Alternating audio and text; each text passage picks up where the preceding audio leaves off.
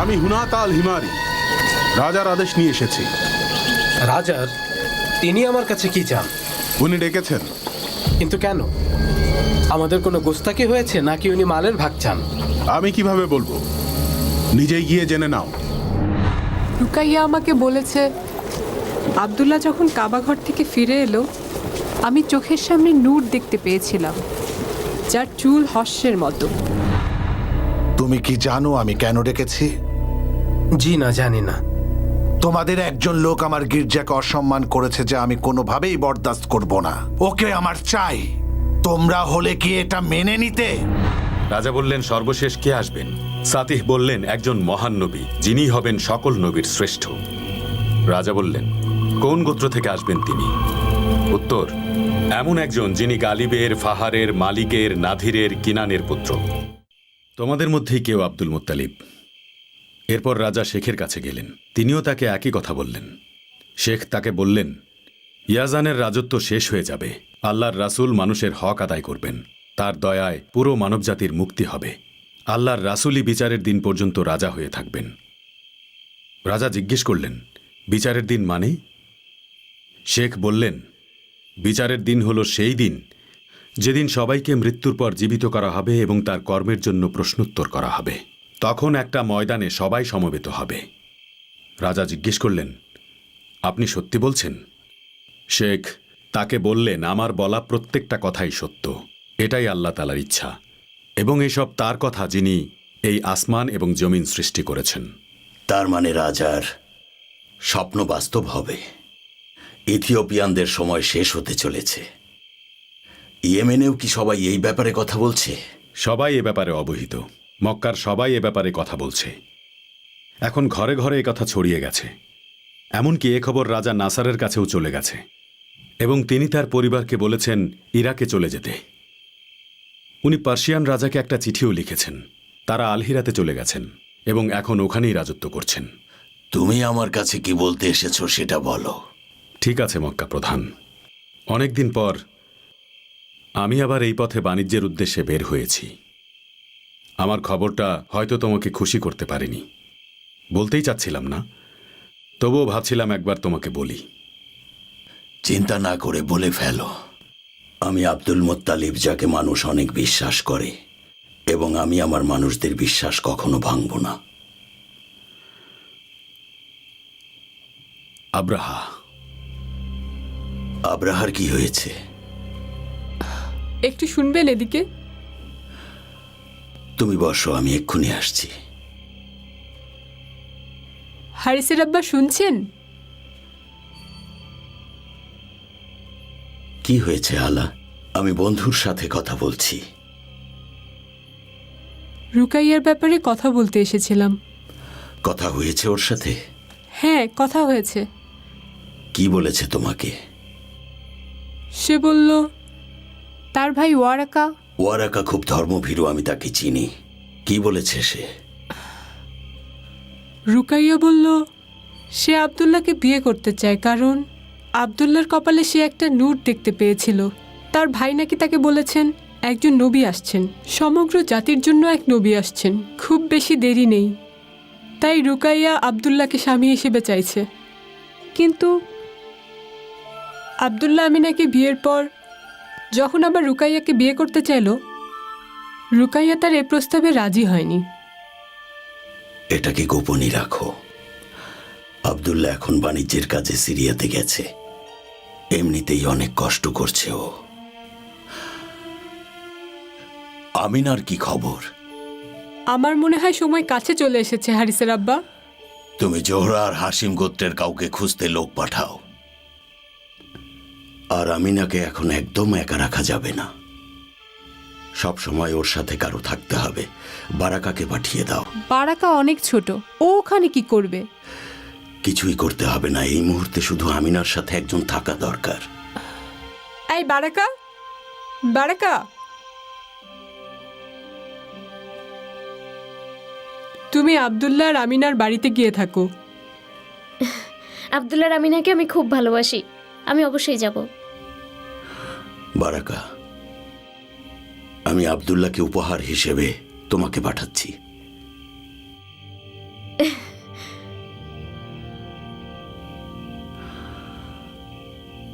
আমি মেহমানের কাছে যাচ্ছি।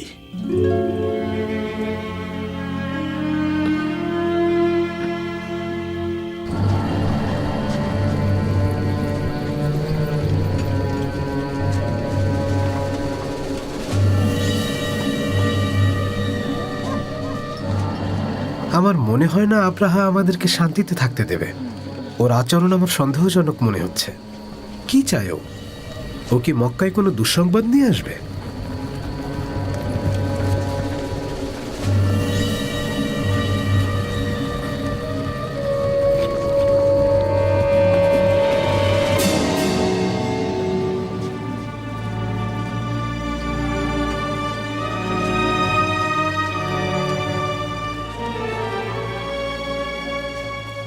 বন্ধু আব্দুল মোত্তালিব, আমি তোমাকে ভয় দেখাতে চাইনি, কিন্তু আমি তোমাকে এবং এখানকার মানুষকে নিয়ে ভাবি। আমি বাণিজ্য করি এখানে, আর তুমি তো জানোই খাতেমের লোকেরা কাবাকে মানে না। খুলে বলো বন্ধু, আমি জানি তুমি কিছু বলতে চাইছো। না আব্দুল মোত্তালিব, নিজের জন্য বলছি না, কিন্তু আমার মনে হয় আব্রাহা কোনো পরিকল্পনা করছে। কি পরিকল্পনা? আমি তো তোমাকে সব খুলেই বললাম, আশা করি তুমি আমার কথা বুঝতে পেরেছ। আমাদের সাথে কি শত্রুতা?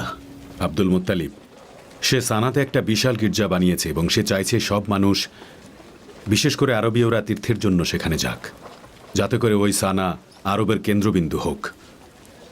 আর তুমি তো জানো যে এটা করে তার কি লাভ হবে। কিন্তু আরবের মানুষেরা যদি সানাতে তীর্থের জন্য যায়, তাহলে আমরা কি তাদেরকে জোর করে থামাতে পারবো? এটা একান্তই তাদের সিদ্ধান্ত।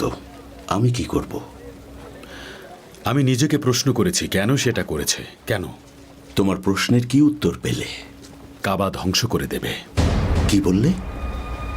আমি তার সাথে যুদ্ধ করব। আরবীয়রা যারা যারা চায় আমার সাথে যোগ দিতে পারে।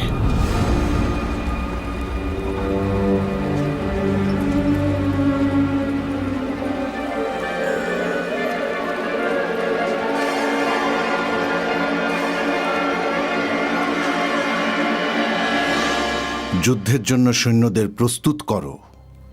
মক্কাকে ধ্বংস করার জন্য এগোতে তোমাদের ঠিক কতদিন সময় লাগবে? কয়েক সপ্তাহ লাগবে। আমাকে আরেকটা কথা বলো তো দেখি, মক্কা থেকে ইয়েমেনে যেতে ঠিক কতটা সময় লাগে? প্রায় 1 মাস, এর বেশি লাগবে না। আরবীয়দের মধ্যে কার এত সাহস আছে যে আমাদের মোকাবেলা করতে আসবে? আরবীয়দের মধ্যে কারো সাহস নেই আপনার সামনে এসে দাঁড়ানোর বা আপনার মোকাবেলা করার। তাহলে আমি ওদের ওই পবিত্র কাবা ঘরকে একেবারে ধুলোয় মিশিয়ে দেব, তারপর ওদের ওখানে রাজত্ব করব। আপনি এটা করতে পারলে আরব আমাদের হাতে চলে আসবে। একবার যদি আরব আমার হাতে চলে আসে, তাহলে আমার উদ্দেশ্য সফল। আমরা আমাদের সীমানা সিরিয়া পর্যন্ত বাড়িয়ে দেব। এটাই আমাদের একমাত্র উদ্দেশ্য। যেভাবেই হোক আমাদেরকে এটা করতেই হবে। আরবের ওই মূর্তিগুলো, শুধুমাত্র যেগুলোর কারণে আরবের সবাই ওখানে তীর্থ করতে যায়, সেগুলো আমাদের ধ্বংস করতে হবে। আপনি জানেন হুজুর, ওদের মূর্তিতে শ্যাওলা পড়েছে।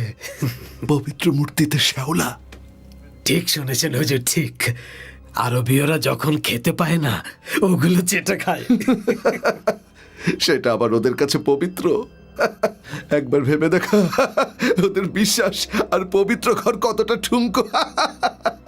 জাহাপনা, আপনারা তো বলছেন ওদের মূর্তি পুরাতন হয়ে গেছে, কিন্তু ওদেরকে জিজ্ঞেস করলে বলে এই ঘর আল্লাহর হুকুমে তৈরি হয়েছে, তাই এটা পবিত্র ঘর।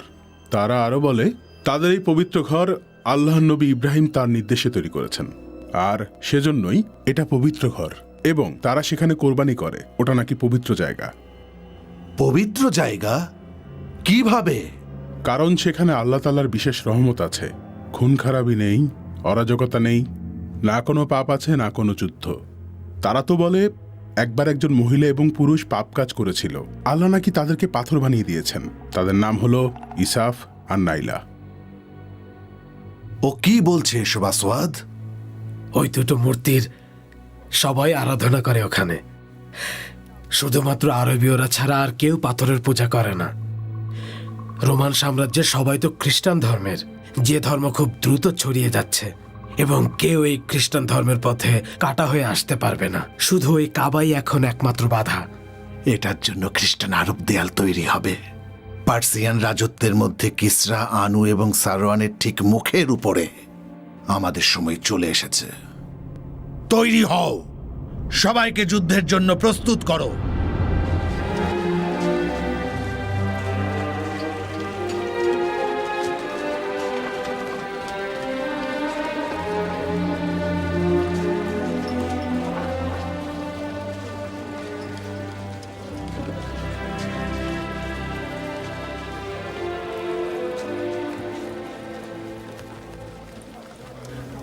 হালা, হারিসের আব্বা, কি হয়েছে? মন খারাপ নাকি তোমার? হামজার কিছু হয়েছে? হামজা একদম ঠিক আছে। ওকে এখন থুয়াইবার কাছে রেখে এসেছি। আমার সেটার জন্য মন খারাপ না। তাহলে কি হয়েছে হালা? আমিনা, আমিনার কি হয়েছে? ওর সাথে দেখা করতে গিয়ে দেখি খুব কান্নাকাটি করছিল। জিজ্ঞেস করায় বলল আব্দুল্লাহর কথা খুব মনে পড়ছে। আমি দেখা করে আসবো ওর সাথে।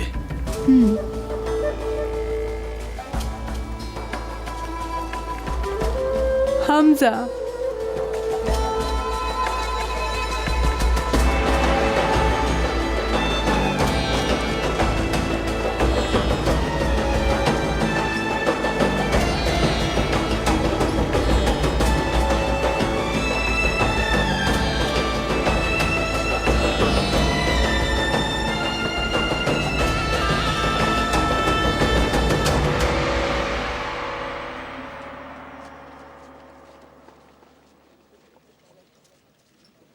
ও চলে এসেছেন আপনি? আমার প্রিয় পুত্র তালিব, তুমি কি আব্দুল্লাহর বাড়িতে আমিনাকে দেখতে গিয়েছিলে? হ্যাঁ, আমিনার সাথে কথা বলে এসেছি। ওর কি কিছু লাগবে? না, আমার চাচা আব্দুল মুত্তালিব বারাকাকে ওখানে পাঠিয়েছেন। বারাকা? ও তো অনেক ছোট, ওখানে গিয়ে কি করবে? আমার চাচা নিজে ওকে আব্দুল্লার বাড়িতে পাঠিয়েছেন। আর বারাকাও ওখানে খুশি মনে থাকতে চেয়েছে। আর ও তো রান্না করার কাজ আর পানি তোলার কাজ করতে পারে। এমনিতে মেয়েটা খুব কাজের, ঘরের সব কাজ পারে। আমি নিশ্চিত ও আমিনাকে সব সাহায্য করবে। রাব্বিল কাবা ওর ভালো করুক ফাতিমা, আমি দোয়া করি।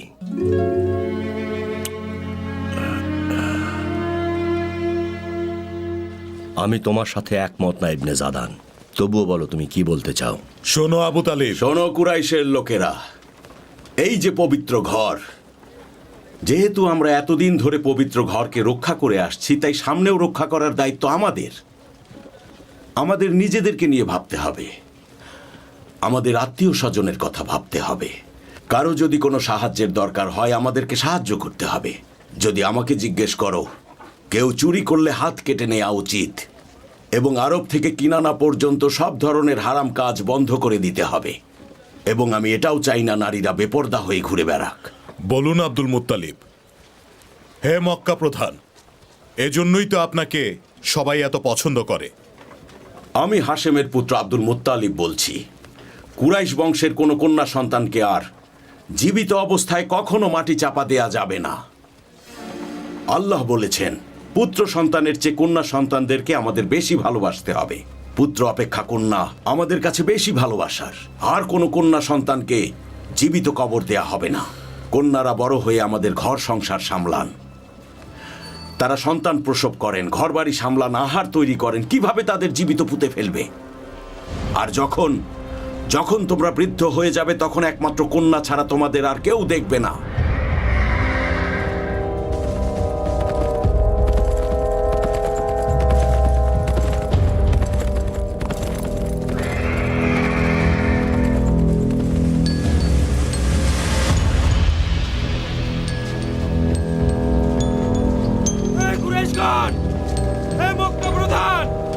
আপনাদের জন্য একটা দুঃসংবাদ আছে। হে কুরাইশগণ, হে মক্কা প্রধান, একটা খারাপ খবর আছে। হে কুরাইশগণ, আপনার জন্য দুঃসংবাদ আছে। আপনার ভাই আব্দুল্লাহ নেই।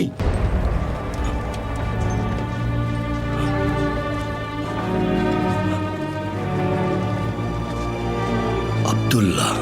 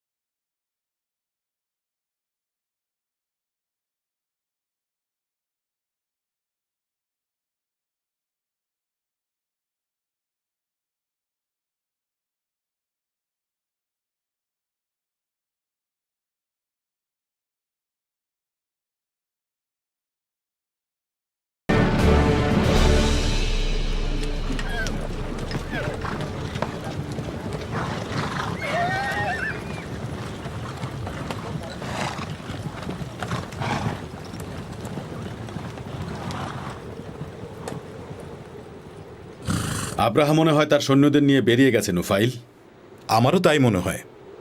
অনেক বড় সৈন্যবহর নিয়ে আসছে সে। সে মক্কার দিকে এগোচ্ছে পবিত্র ঘরকে ধ্বংস করে দিতে। আরবদের কোনো মান সম্মানই থাকবে না যদি তারা আব্রাহাকে আর তার সৈন্যদেরকে এখানে ঢুকতে দেয়। তার একটা সৈন্য যেন এখান থেকে জীবিত ফিরে যেতে না পারে সে ব্যবস্থাই করতে হবে। খাতামরা কি করবে? আমরা খাতামরা তার উপর হামলা করব। রাজা আব্রাহাকে একেবারে ধুলোর সাথে মিশিয়ে দেব আমরা। আমি যতদূর জানি আরবদের মধ্যে খাতামরা কোনো বেআইনি কাজ করবে না। তুমি ঠিকই বলেছ নাফার। কেউ পবিত্র ঘর ধ্বংস করতে চাইছে, এটা আমরা কখনোই মেনে নেব না। কখনো না, কোনোভাবেই না। ওরা কুরাইশের সাথেই আছে এবং পবিত্র ঘরকে রক্ষা করবে। মনে হয় না আব্রাহা এখানে এসে বেশি কিছু করতে পারবে। আর আমার মনে হয় না আরবীয়রা আব্রাহাকে এভাবে সফল হতে দেবে। আরবীয়রা যদি একজোট হয়ে থাকে তাহলে লড়াই করতে পারবে। তুমি যা বলছো তা কি তুমি নিশ্চিত হয়ে বলছো? পুরোপুরি নিশ্চিত না, কিন্তু আমার মন এটাই বলছে। পবিত্র ঘরের জন্য ওরা জীবন দিয়ে দেবে। আরবীয়দের মধ্যে কেউ কি আব্রাহার সাথে হাত মেলাতে পারে? সে ধ্বংস হয়ে যাবে, তাকে আরবীয়রা ছাড়বে না। নাজরানের আল হারিস বংশে এমন কিছু লোক আছে, তারা বেইমানি করলেও করতে পারে। নিজেদের স্বার্থের জন্য এটা করতে পারে। কিন্তু তুমি তো মক্কা প্রধানকে ভালো করেই চেনো। যে মুহূর্তে আব্রাহার সৈন্যরা মক্কায় ঢুকবে তখনই মক্কা প্রধানের কাছে খবর চলে যাবে।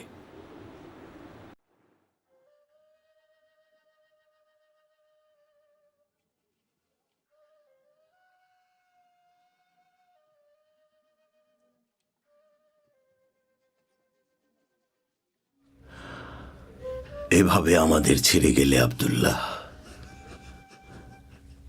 আমার মন মানতে চাইছে না।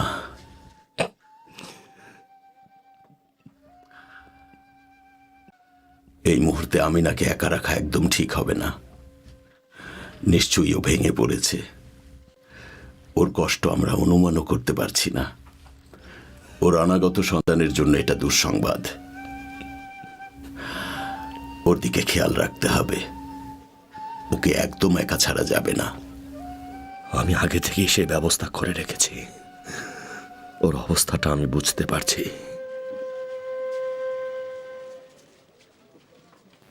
লাকা সালাম মক্কা প্রধান।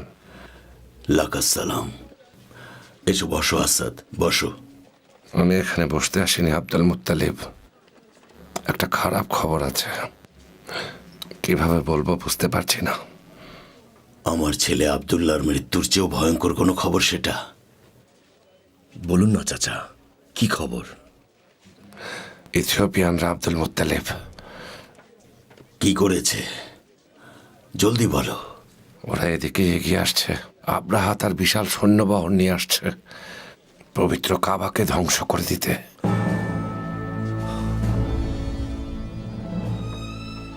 হিমিয়ার থেকে একটা খবর এসেছে। নাফার বলছি, মক্কা প্রধান হাসিম পুত্রকে।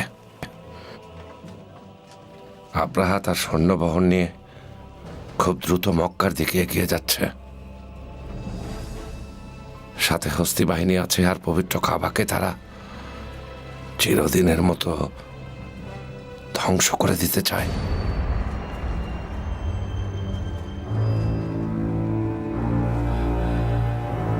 হে আল্লাহ, তোমার পবিত্র ঘরকে রক্ষা করো।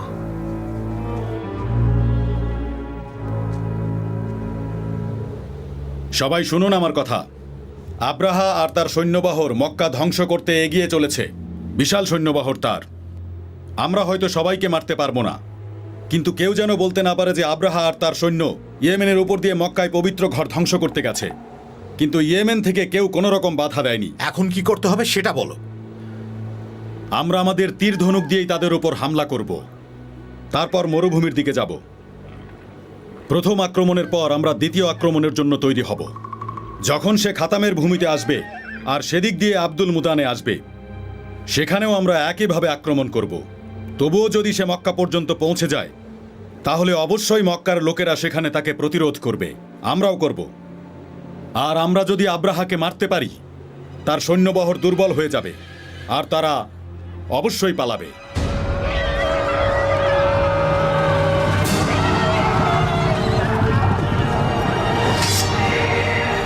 একজনও যেন পালাতে না পারে।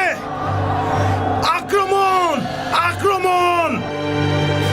মাকসুদ এরা কারা বলো তো? আমার এত বড় সৈন্যবহরের সামনে এসে দাঁড়ানোর এত সাহস কার? আমি জানি না এরা কারা, কিন্তু আমার মনে হচ্ছে এরা হিমায়রির জনগণ। একজনের নেতৃত্বে তারা এসব করছে। তারা আক্রমণ করছে কারণ ভেবেছে আমরা ভয় পেয়ে এখান থেকে ফিরে যাব। ওরা স্বপ্ন দেখছে। পৃথিবীর কেউ আমাকে এই যুদ্ধে থামাতে পারবে না। আমি ওদের ওই কাবাঘর ধ্বংস করবই। তুমি আমার কথা শোনো আসওয়াদ, আমি একজন যোদ্ধা। এসব ছোটখাটো হুমকিতে ভয় পাওয়া আমার স্বভাব না। ওদেরকে যুদ্ধ করতে দাও। খুব তাড়াতাড়ি ওদের চোখ থেকে পর্দা সরে যাবে। আমি ওদের প্রত্যেককে আমার কারাগারে বন্দি দেখতে চাই। আর ওদের ওই সেনাপতিকে আমার সামনে জলদি হাজির করো। জয় হুকুম প্রভু।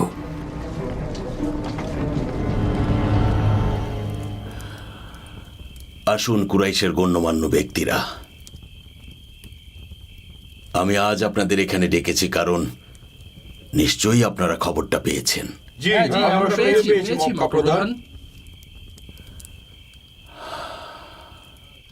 আব্রাহা মক্কার দিকে এগিয়ে আসছে। ওকে কিভাবে প্রতিরোধ করতে পারি? ওদের তো অনেক সৈন্য, আর আমাদের তো কিছুই নেই। আমরা কি তাদের মক্কায় ঢুকতে দেব নাকি? ওরা আমাদের ঘর বাড়ি ধ্বংস করবে, স্ত্রী সন্তানদের নিয়ে যাবে, মেয়েদের উপর অত্যাচার করবে, আমাদের পুরুষদের খুন করবে। আমরা কি সেটা হতে দেব? আর আমাদের পবিত্র কাবা, জীবন দিয়ে হলেও পবিত্র কাবাকে রক্ষা করব। আমি ওনার সাথে পুরোপুরি একমত। কাবার জন্য আমরা জীবন দিতেও প্রস্তুত। এই যে মক্কার প্রধান, আমাদের পবিত্র কাবা আমাদের জন্য সাধারণ কিছু না। কাবাকে রক্ষা করার দায়িত্ব কিন্তু আমাদের। আগে আলু আলীদের বাবাকে বলতে দাও। বলুন আলু আলীদের বাবা। আমি বলছি আরবের সব জাতিকে বার্তা পাঠানো হোক, তারা যেন তাদের গোত্র থেকে লোক পাঠায়।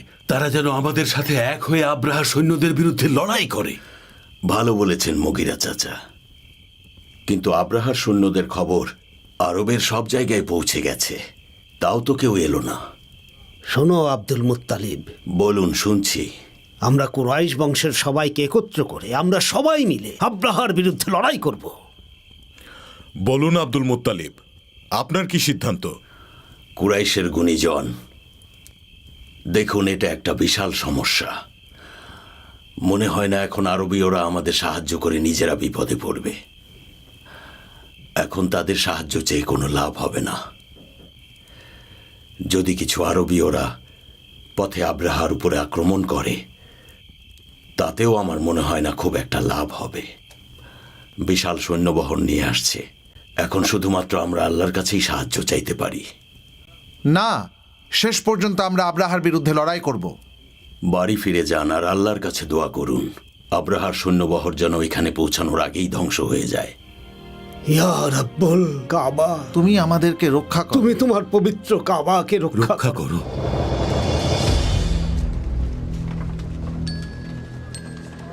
নাফারের লোক আল হিমায়রি, যারা আব্রাহার বিরুদ্ধে যুদ্ধ করার সাহস পেয়েছে। কোন সাহসে তোমরা এটা করলে? আপনি নিজেও ভাবতে পারছেন না আপনি কত ভয়ঙ্কর কাজ করতে চলেছেন। ওই পবিত্র ঘর আরবীয়দের গর্ব। ওই কাবা ঘর আল্লাহ তাআলার নির্দেশে নির্মিত হয়েছে।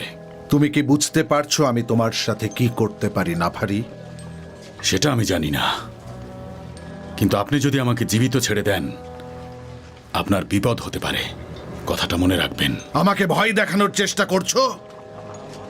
এটা জানার পরেও যে আমি রাজা আব্রাহা? একে লোহার শিকল দিয়ে বেঁধে রাখো আর নিয়ে চলো আমাদের সাথে, যাতে নিজের চোখে আমাদের সাথে গিয়ে দেখতে পারে কিভাবে আমরা ওদের ওই কাবা একেবারে ধ্বংস করি। আমি ভয় দেখানোর চেষ্টা করছি না, শুধু সতর্ক করছি। আজ পর্যন্ত যারা কাবা আক্রমণ করার চেষ্টা করেছে তাদের নাম চিরতরে মুছে গেছে। নিয়ে যাও আর আমি যা বললাম তাই করো।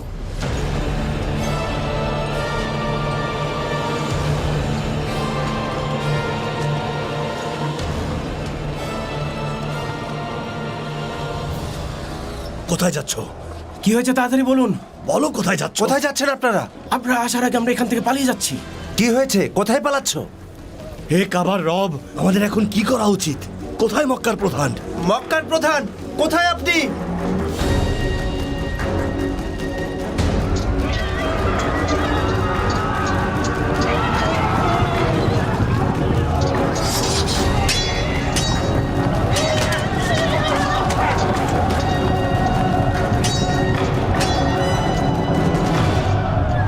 সাবধান করে দিচ্ছি নুফাইল, তোমার লোকদের তলোয়ার ফেলে দিতে বলো, না হলে বেঁচে ফিরবে না কিন্তু। এক শর্তেই আমরা আমাদের তলোয়ার ফেলবো। কি? খাতামের যত লোককে তোমার রাজা বন্দী করেছে তাদের সবাইকে ছেড়ে দিতে হবে। সেই সিদ্ধান্ত শুধু রাজাই নিতে পারবেন। আচ্ছা ঠিক আছে, মানলাম। তাহলে আমি তোমাকে আর একটা শর্ত দিচ্ছি, তুমি আমাদের সৈন্য দলে যোগ দেবে এবং আমাদের সাথে মক্কায় যাবে। তো কি বলো তুমি?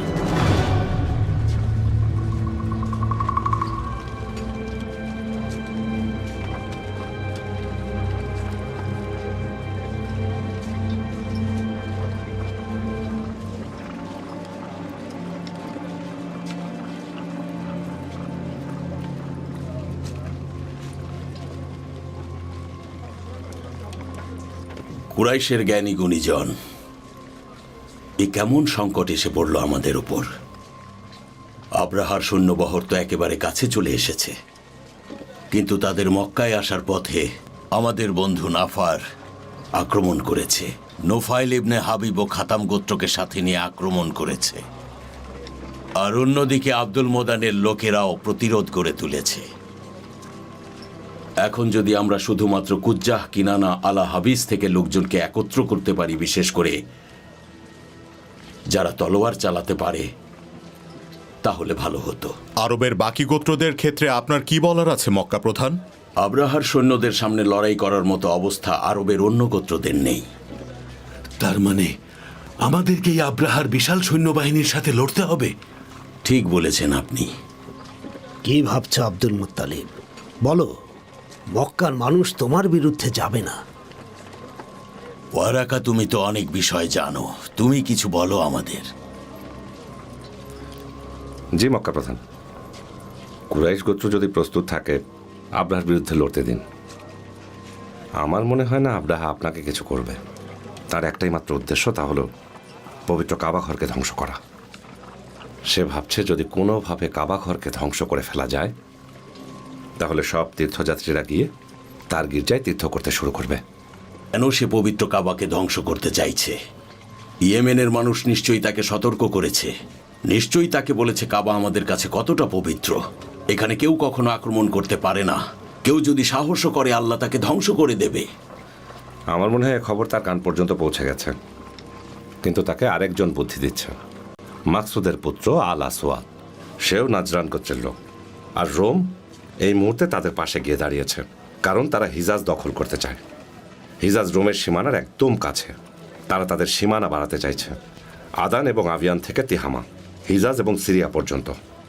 তাদের সামনে শুধুমাত্র একটাই বাধা, সেটা হলো আমাদের পবিত্র কাবাঘর।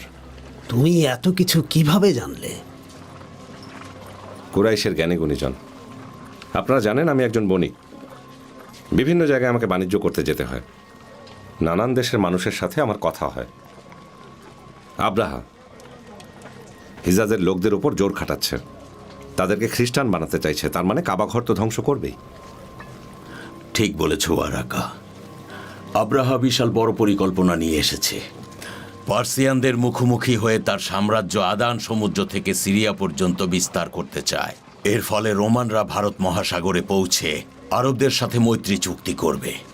এই কারণে সেই ভূমিতে একটা নিরাপদ বাণিজ্যের জন্য যোগাযোগ ব্যবস্থা গড়ে তুলতে পারবে। এই পরিকল্পনা সফল হবে না যদি আরবদের জোর করে খ্রিস্টান না বানানো যায়, আর আমাদের পবিত্র কাবা ধ্বংস না করা হয়। কাবা ঘর কি? কাবাকে কিভাবে ধ্বংস হতে দেব? যেভাবেই হোক আমাদের পবিত্র ঘরকে বাঁচাতেই হবে। আমাদের সবাইকে যে কোনো কিছুর জন্য প্রস্তুত থাকতে হবে। আশা করছি রাব্বুল আলামিন আমাদেরকে অবশ্যই একটা পথ দেখাবেন। আমি বলছি এই সিদ্ধান্ত আমরা তোমার উপরেই ছাড়ি। তুমিই মক্কার প্রধান, তুমিই তো আমাদের নেতা। আরবের সবাই তোমাকে সম্মান করে এবং আমার বিশ্বাস আব্রাহাও এই কথা জানে। আমার মনে হয় আব্রাহার সৈন্যবহর এই মক্কায় পৌঁছে যাবার আগেই তুমি নিশ্চয়ই একটা পথ খুঁজে পাবে। কুরাইশের জ্ঞানী গুণীজন, আমার মনে হয় রাব্বুল আলামিন কিছুতেই আব্রাহাকে এই কাবা ঘর ধ্বংস করতে দেবেন না। সবাই যান, আপনারা সবাই পবিত্র কাবা ঘরে যান আর আল্লাহর কাছে দোয়া করুন, তিনিই সাহায্য করবেন। আমি দেখছি আব্রাহার সাথে যোগাযোগ করার কোনো ব্যবস্থা করা যায় কিনা। ইয়া রাব্বুল কাবাকে তুমি রক্ষা করো, ইয়া রাব্বুল কাবাকে মক্কাকে রক্ষা করো।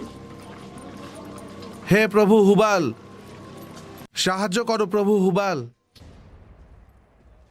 একমাত্র আল্লাহ সাহায্য করতে পারে।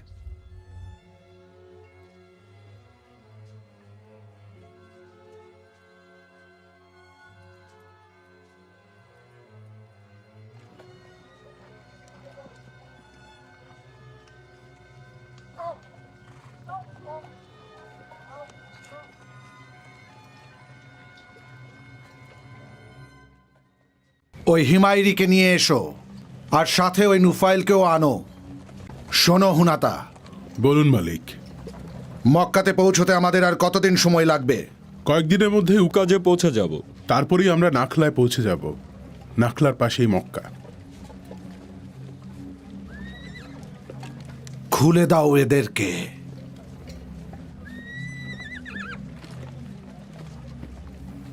কেন ধরে এনেছেন? কি চান আপনি আমার কাছে? আমাকে বলো তো হিমায়রি, ওই পবিত্র ঘরের অনুসারীদের নিয়ে কি যেন বলছিলে আমাকে তুমি? তাদের ব্যাপারে আমি জানতে চাই। তারা ব্যবসা বাণিজ্য করে, যুদ্ধ করে না। তাদের ওই ভূমি পবিত্র। তাদের ভূমিতে তলোয়ারের ঝংকার নেই। ওখানে কোনো যুদ্ধ হয় না, সেখানে কোনো মারামারি হয় না। শুধুমাত্র নির্বোধরাই ওখানে যুদ্ধ করতে যায়। আর তাছাড়া অনেক দিন ধরেই আরবের উপর অনেকের নজর আছে। আর সমগ্র আরবের মধ্যে ওই জায়গাটি একটি বিশেষ জায়গা। ওখানে সবাই হজ করতে যায়। ওখানকার পুরুষেরা এবং নারীরা পাপ মুক্ত। কুরাইশ বংশের নারীকে কেউ কখনো বন্দি করতে পারে না। এক কথায় বললে পুরো আরবের মধ্যে ওরা সম্মানিত, কারণ পবিত্র কাবার দায়িত্ব ওদের। এটা কি সত্য নাকি হিমায়রি? আরবীয়রা ভাবে পৃথিবীর কোনো রাজাই কাবাকে আক্রমণ করে কখনো ধ্বংস করতে পারবে না, এমনকি আমিও না। আপনি ঠিকই শুনেছেন, এবং এর প্রমাণও আছে। লোহাই পুত্র আম্র, সে সিরিয়া থেকে মূর্তি এনে কাবার ভেতরে রেখেছিল। তার মধ্যে হুবাল নামে একটি মূর্তিও ছিল। সে কাবার ভেতর মূর্তিটা রাখল এবং ধ্যান করতে শুরু করল। অনেকে বলে ইব্রাহিমের ধর্মের সাথে এর কোনো সম্পর্ক নেই। এই কথা সবাই জানার পর জুরহুম নামে তার পুরো গোত্রকে মক্কা থেকে বের করে দেয়া হয়। আরবীয়দের আরেকটা কাহিনী আছে। আসাদ আবু কারিব নামে এক রাজা, যে কাবাকে ধ্বংস করতে চেয়েছিল, আল্লাহ নিজে তাকে থামিয়েছেন। আর তার সাথে খুব অদ্ভুত ঘটনা ঘটে।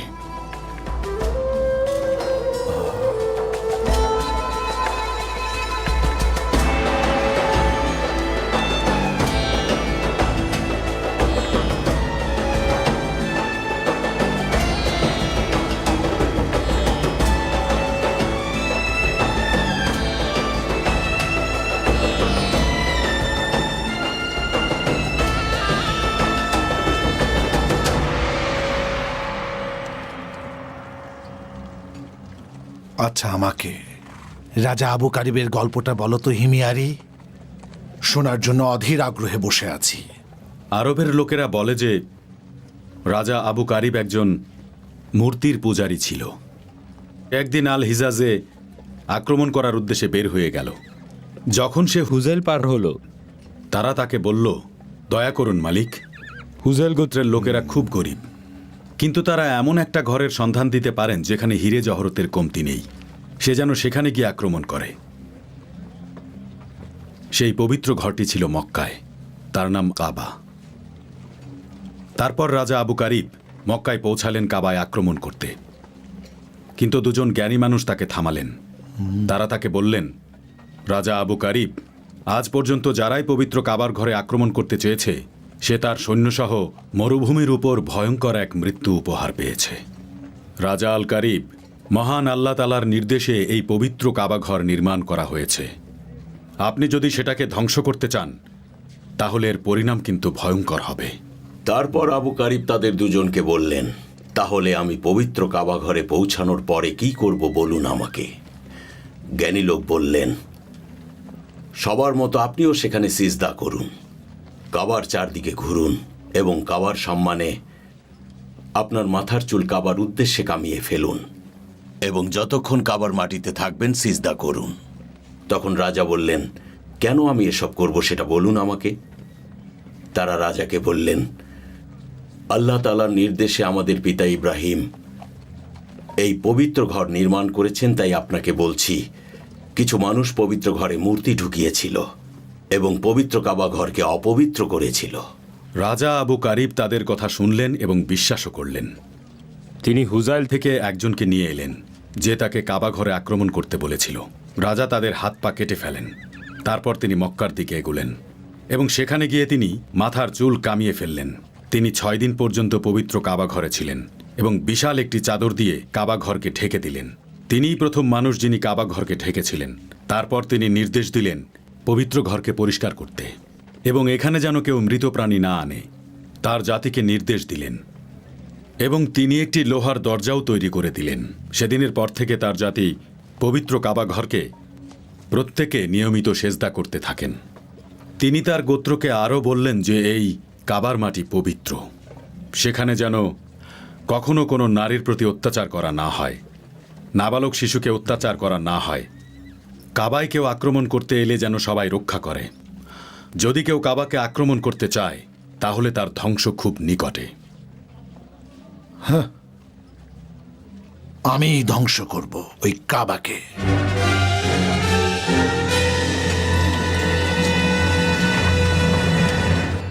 আমি খুব তাড়াতাড়ি এর শেষ দেখতে পাচ্ছি।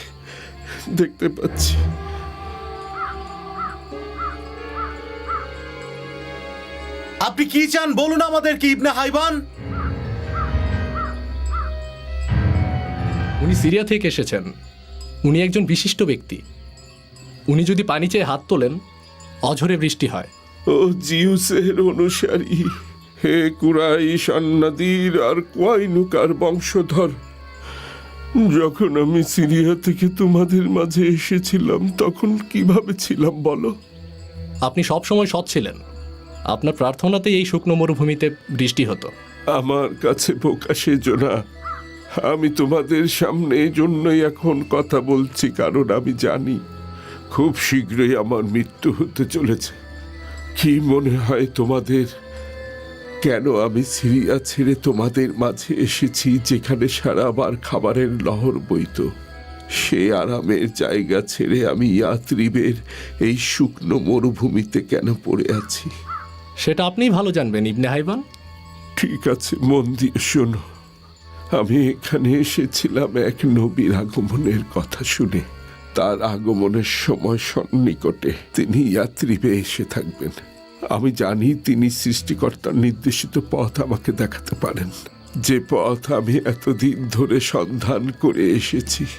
তার আগমনের সময় কাছাকাছি, আর সর্বপ্রথম ইহুদিরাই তার খোঁজ পাবে।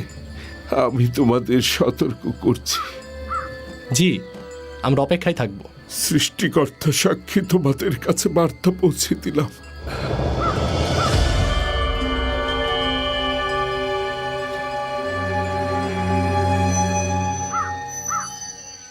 আমরা ইবনে হাইবানের শেষ কথাগুলো মনে রাখবো।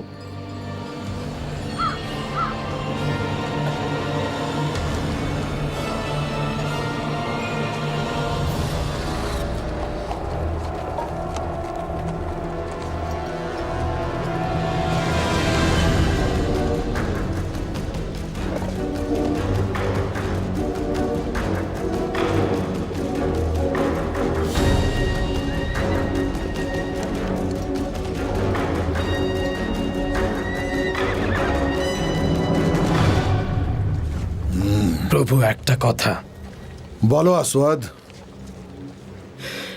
কাবার এই ঘটনাগুলো হয়তো আপনার মনে বসে গেছে, সেজন্য আপনি একটু ভয় পাচ্ছেন। এগুলো শুধু বানানো ঘটনা। মক্কার মানুষ এসব বানিয়েছে যাতে কেউ কাবায় আক্রমণ না করে। এটা একটা সাধারণ ঘর, আর কিছুই না। তুমি একটা আহাম্মক, বুঝেছ আসওয়াদ? জি প্রভু। তুমি কি জানো না আসওয়াদ, একজন রাজা সৈন্য সহ ইয়েমেন পর্যন্ত এসে, বিশেষ করে সেই রাজা যদি আব্রাহা হয়, এসব কান কথা আর বানানো গল্পে কখনো ভয় পাবে না। আমি এখানে এসেছি কাবাকে ধ্বংস করতে, এবং আরবীয়দের আমি জোর করব আমাদের গির্জায় যেতে, যাতে আমার ভূমি আরবের সবচেয়ে জাঁকজমক জায়গা হয়। একবার এই আরবীয়দের এই পবিত্র জায়গা আমি ধ্বংস করে দেই, তারপর এদেরকে বাধ্য করব যাতে এরা সবাই খ্রিস্টান ধর্ম গ্রহণ করে। তারপর পার্সিয়ানদের পরাজিত করার জন্য একটি শক্তিশালী বাহিনী তৈরি করব। আমি আপনার কথা মন দিয়ে শুনছি প্রভু। আমার সৈন্যদের প্রস্তুত করেছি শুধু সেই দিনের অপেক্ষায় মক্কায় গিয়ে ওই কাবা ঘরকে আক্রমণ করব বলে। ওদেরকে পরাজিত করব, ওদের যত সম্পদ আছে সব নিয়ে নেব। আপনার হুকুমের অপেক্ষায় আছে, আমাকে কেউ থামাতে পারবে না। আরবীয়দের খ্রিস্টান ধর্মে আনতে পারলে আমার চেয়ে বেশি খুশি আর গর্বিত মনে হয় আর কেউ হবে না। যখন আমরা ওই কাবা ঘরকে ধ্বংস করব, এক সময় মানুষ কাবাকে ভুলে যাবে, কেউ আর কাবার কথা বলবে না। তখন খ্রিস্টান ধর্ম গ্রহণ করা ছাড়া তাদের কোনো উপায় থাকবে না। তারা বাধ্য হবে আমার ওই গির্জায় যেতে। তোমাকে একটা কথা বলি আসওয়াদ, শুধুমাত্র ধর্মই পারে একজন রাজা আর তার প্রজাকে এক সুতোয় বেঁধে রাখতে। তাই তারা খ্রিস্টান ধর্ম গ্রহণ করলে এমনিতেই আমার অধীনে চলে আসবে। আর একটা কথা বলি আসওয়াদ, যখন আমরা ইহুদিদের ইয়েমেন থেকে বের করে দিতে পারবো আর নাওয়াজের ইহুদিদের মেরে ফেলবো, তখন আমরা ইয়েমেনদের প্রতিরোধ দুর্গ ধ্বংস করে দিতে পারবো। আর একবার আমরা যদি ওই কাবা ঘর ধ্বংস করতে পারি, একবার শুধু ওই মক্কার মানুষদের হাতে নিতে পারি, তাহলে এই পুরো আরব আমাদের হাতের মুঠোয় চলে আসবে। তুমি নিশ্চিন্ত থাকো। আমি এত বড় সৈন্যবহর নিয়ে এসেছি ভয় পেয়ে ফিরে যাওয়ার জন্য নয়। আমি জিতবই আসওয়াদ, এটাই আমার সিদ্ধান্ত। পৃথিবীর কেউ আমাকে আমার উদ্দেশ্য থেকে সরাতে পারবে না। অনেক বড় পরিকল্পনা করে এসেছি আমি খ্রিস্টান ধর্মের জন্য, আমার জাতি আর গোত্রের জন্য। আমি খ্রিস্টান ধর্মের জন্যই এত কিছু করেছি। আমার কাছে কাবার ধ্বংস থেকে অন্য আর কিছুই আনন্দের নয়, এবং আমি আব্রাহাকে পথ দেখিয়ে দিব যেন তিনি মক্কার উঁচু উঁচু পাহাড়ের ভিড়ে হারিয়ে না যান। যদি আপনারা তার সাথে যুদ্ধ করতে চান, তাহলে আমাদের শেষ অবধি একসাথে চেষ্টা করে যেতে হবে। কাবা রক্ষার্থে আমাদের শেষ নিঃশ্বাস অবধি লড়াই করে যেতে হবে। আমাদের ঈশ্বর তো ভিন্ন, আর তার ঘর আলাদা। কুরাইশদের রয়েছে কাবা ঘর, আর আপনি কাবা ধ্বংস করতে এসেছেন। সেই কাবা ঘর এখানে নয়, কুরাইশদের সেই কাবা ঘর রয়েছে মক্কায়। তুমি এভাবে কাজ করলে পুরস্কৃত হবে। মহামান্য বাদশা, আমি আপনাকে বলবো দ্রুত করতে। সূর্য শক্তিশালী হয়ে যাবার পূর্বেই যা করার করতে হবে। যদি মক্কা সুরক্ষিত থাকে তাহলে তারাও সুরক্ষিত থাকবে।